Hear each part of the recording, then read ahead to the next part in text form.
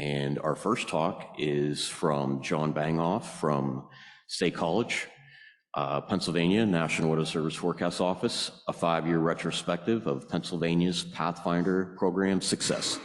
John, it's all you. Thank you. Good morning, everybody. Nice to see some familiar faces. Thank you for braving the elements, the sunshine this morning to get out here for the presentation.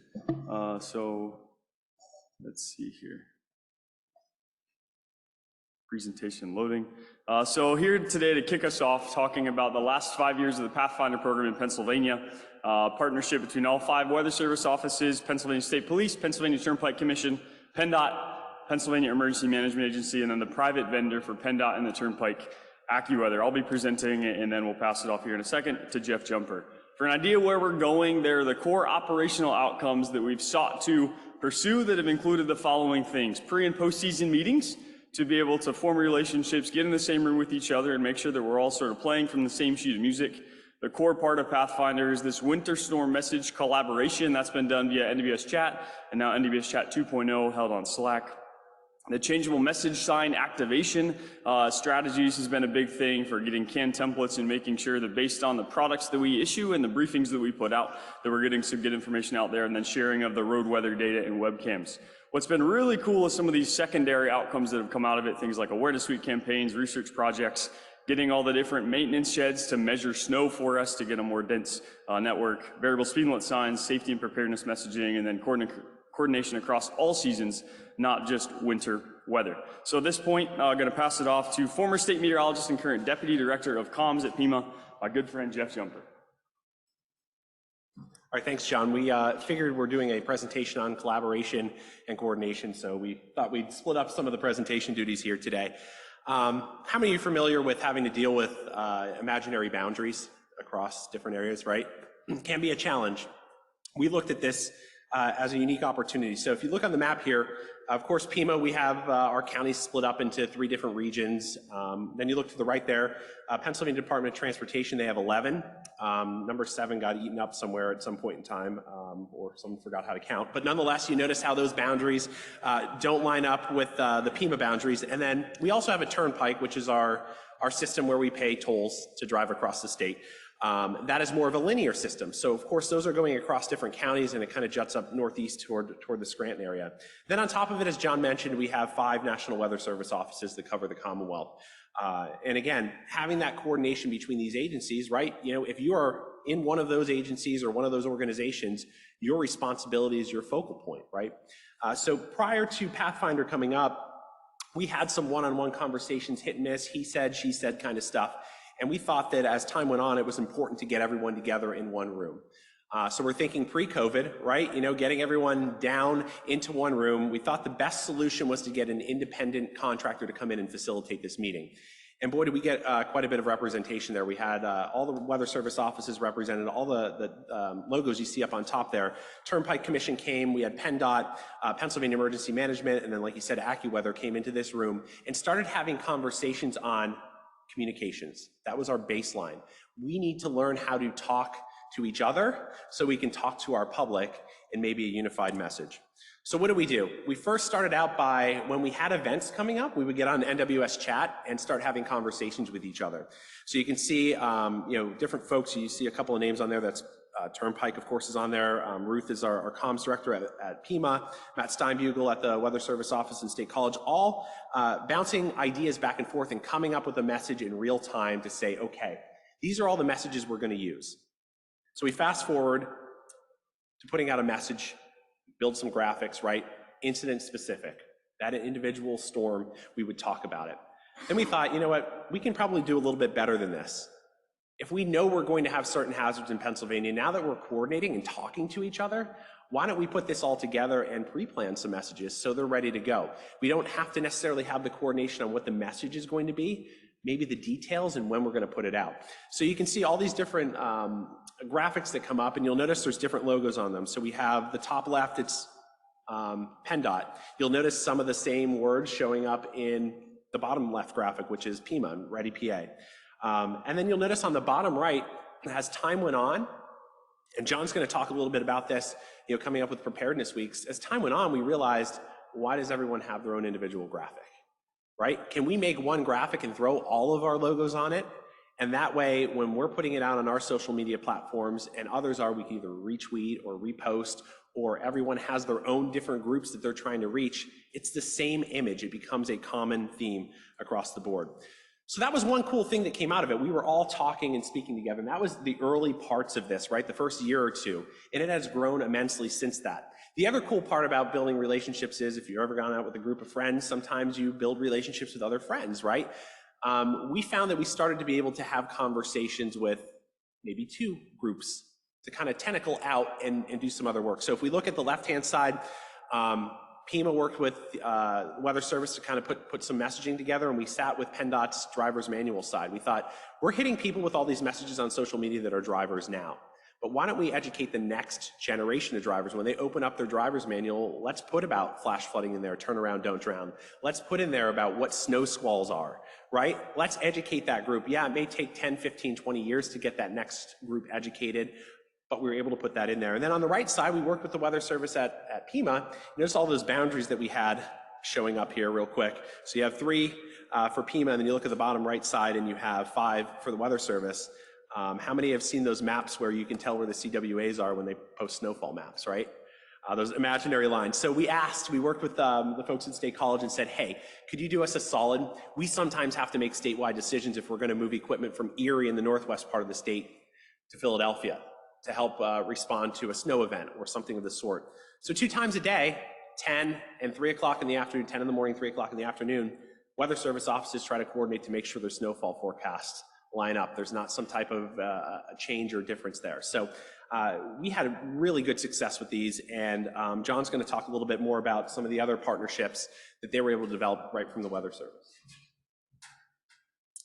Yeah, so now we talk about the private-public partnership in some way, really in action here. So AccuWeather, located in State College, their headquarters, is the official contracted forecast for PennDOT and the Turnpike Commission, and their focus is specifically on pavement conditions, catered specific information about snow rates, amounts, timing, again, tailored specifically to PennDOT and the Turnpike Commission. And as a part of Pathfinder, we found that it would be beneficial for us to be able to sit in on those calls just to get an idea of the information that AccuWeather is sharing, so that when we go to coordinate messages, we can have a background and an idea of sort of, again, playing from the same sheet of music. There's quite a theme here. The other aspect is we've been able to sort of coordinate locally with the State College office with PennDOT District 2, which is covers sort of a concerning area of I-80 for snow squall pileup. So we've been able to have meetings with them on Microsoft Teams to ensure that we are giving them actionable information, not just big picture, kind of what the broad forecast is, but what's radar looking like?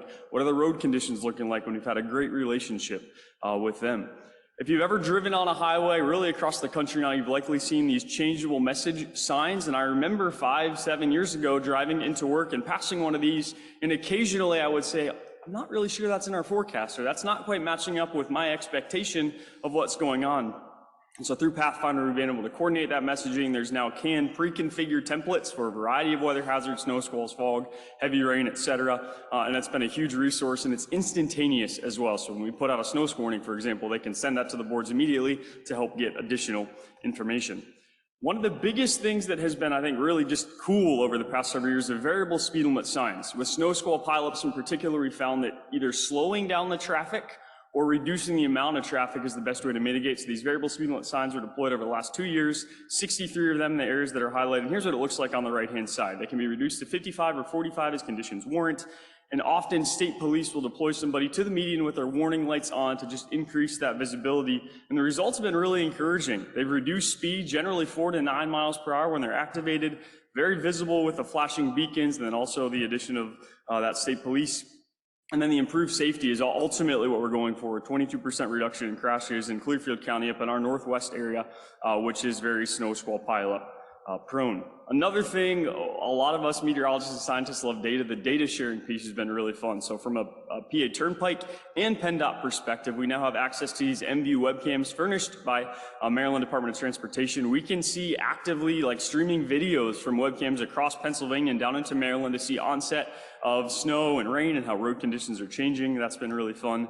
And then from Visala, we've gotten access to road weather information systems, which allows us to see visibility, road temperature, wind speed, visibility, all sorts of stuff to be able to monitor, especially on snow squall days. How are the road conditions changing in real time? These have also provided some really neat tools for us. On the top right, you see the visibility changes as a snow squall moves through. What a powerful visualization to put out on social media to be able to say, hey, this is what you would experience if you're in a snow squall. We can use that in real time, and then for sort of marketing and general messaging characteristics. On the bottom left, I don't want to spend too much time on this, but the blue line is air temperature, red line is road surface temperature, this black horizontal line is the freezing mark, and you can see on this particular day, road temperatures went above freezing for a time. You can see this magenta is the level of grip. As the road temperatures dropped below freezing, as snow began, you see this really stark drop in the grip level. This is a typical flash freeze signature, whereby the road turns into a sheet of ice and creates pileup. So our ability to see this in real time helps us with warning decisions. Do we do a baseline snow squall warning, and a significant snow squall warning that would initialize wireless emergency alerts? A lot of really valuable information in real time from a warning standpoint. Awareness Week campaigns, if you've known me or certainly seen things on social media, Snow Squall Awareness Week has been a huge undertaking across many agencies. We also do this for Winter Weather Awareness Week and Pennsylvania Flood Awareness Week. As Jess said earlier, the coordinated messaging, coordinated logos helps us be able to spread the word and sort of message multiply, because meteorologists, weather geeks follow us, but there might be very different clientele for the other agencies. Again, all playing from the same sheet of music has been very helpful. As we close here, I also just want to look back at how far we've come. 20 years ago, Greg DeVore, one of our lead forecasters, presented this topic at AMS. It was called High Impact Subadvisory Snow Events, what we now call snow squalls. And some of the things he mentioned, how can we better communicate? It's through education outreach. It's through consistent forecast terminology. It's through using variable text roadside signs, pursuing additional partnerships with PennDOT and law enforcement, and expanding existing RWIS infrastructure. So it's really cool to look back and see over 20 years what we've done. A lot of that's been done over the last 5 years. Really excited about the continued work that we'll do in the years to come through great partnerships and continuing to protect lives and property through snow squalls, through winter weather, through even flooding throughout the year. So with that, I will wrap up. Here's Jeff's and my contact information. Thank you all for your time. Happy to take any questions if we have time for that. We have time for a few questions for Jeff or John.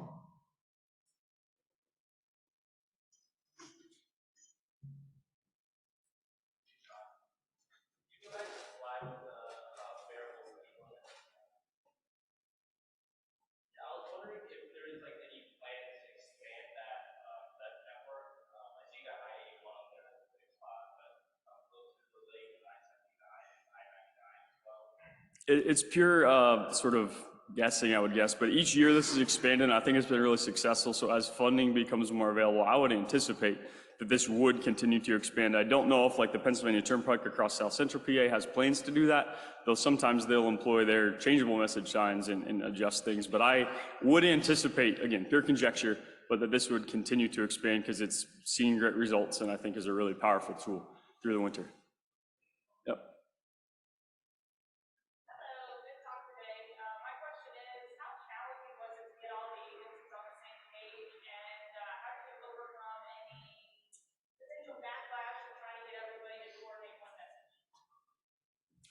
I think for about a year or two, it was the one-on-one conversations that he said, she said, that started to develop that, well, they don't want to work with us, right?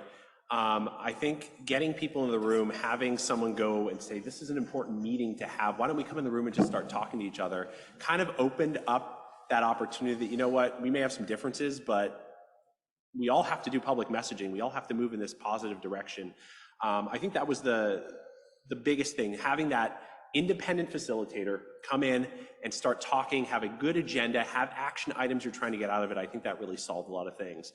I think one of the biggest challenges was having a Penn State and Ohio State grad working together. But now we can all be sad because Michigan keeps owning us every year, so it's very helpful. One thing I'll add, go Buckeyes, is I think being able to sort of go with different people. So when we started the Snow Squall Awareness Week coordination, that was through like the public affairs sort of comms folks, digital teams. And so seeing that percolate up, I think led to those folks talking to their higher ups and sort of going at it from multiple angles. So if you're not finding success in one area, not that it's a workaround necessarily, but sort of working through the entirety of these organizations allowed us to build steam. And I think maybe one of the people at PennDOT had a daughter that went to Penn State for meteorology, which also helps soften some hearts and get everybody moving. So there's some serendipity like that as well. Great points, thank you. We do have an online question. This is from Ashley Novak. Of course, we all know her for championing the Pathfinder program in Ohio and Indiana. What are some areas that you would like to expand Pathfinder in the future? I guess maybe beyond just winter type of events. Yeah, so one of the things that Jeff's been a big proponent of and we've talked a lot about is partnering with the private sector.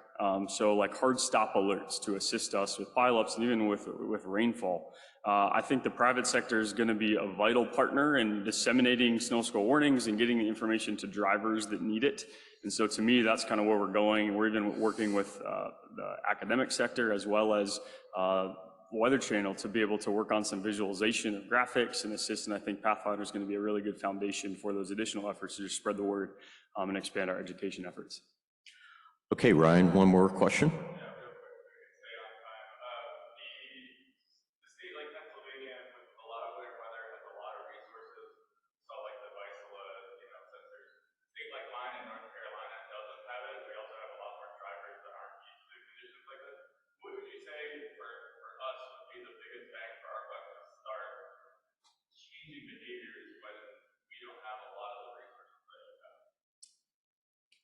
I think one of the big things too that we've learned from this is we're doing a great job in Pennsylvania, but how many people are driving through your state, like you said, they're either unfamiliar with an event like this, or they're driving through your state and don't speak the language or don't understand the hazards. I think that's where we're looking to kind of think about how do we expand that, right? We need to get educational efforts out there to folks that are driving through, regardless of whether they're from Texas, California, whoever's coming through, and whether they speak English or non-English native speaking. So I think you start your efforts locally to get the heads in the room, and then you try to figure out what those pieces are that you can put together later on, which that's the stage we're at now. We're trying to talk about that stuff. I know the Turnpike bought new message signs that show pictures instead of just words. So, no trucks, must have chains on, so we're trying to find different ways to kind of educate folks when those conditions happen immediately, right? For those that are already driving that weren't, Pennsylvania natives. Yeah, that's definitely one of the benefits of nationalizing Pathfinder is that the more people that are aware as they cross state boundaries are going to be better prepared. So once again, a round of applause for all the great work John and Jeff have done.